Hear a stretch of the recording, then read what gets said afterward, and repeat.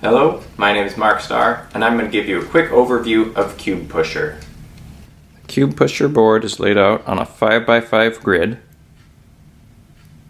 and to the side you have additional cubes, and on the other side future tiles to be purchased.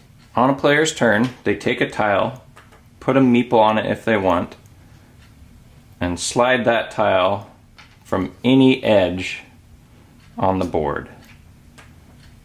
So they push the other tiles, and the tile that is removed, that is the action that is done. So for this one, move your meeple 1 or 2 spaces. So then I can move this meeple 1, 2. You get 2 actions on your turn, and so for a second movement you can put a meeple on as well, push it off, and this one you can move your meeple 1 space and push a cube with you. So I can push this here like so. At the end of your turn, you pass that tile to the next player, and they use that tile at the start of their turn.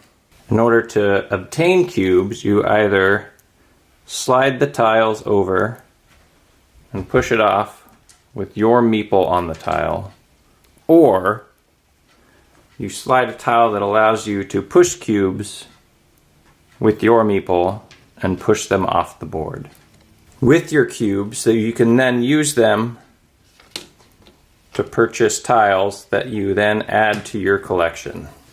On your turn, once you've purchased a tile, you can now choose which one to place out, and flipping the other one in front of you, showing your victory points and that you have 3 cubes in your hand.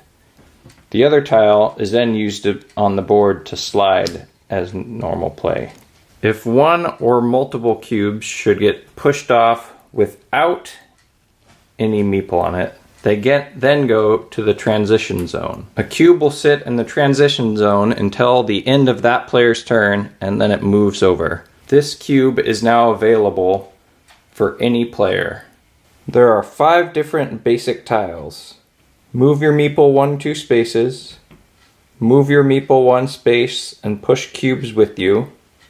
Slide an additional tile. Place cubes, and these vary in color. And steal a cube from a player with more cubes than you. To track how many moves a player has taken, each time you slide a tile, you will pass a gem to the next person, except if you slide an additional tile this turn.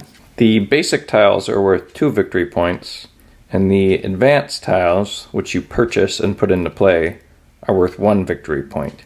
This is to encourage players to add in the advanced tiles. In addition, some tiles cannot be held in your hand. This includes the stealing a cube from other players and placing additional cubes on the board. Once one color has been completely removed from the board, the game will end. All players will get the same number of turns, and at the end, victory points are counted up, and the most victory points wins.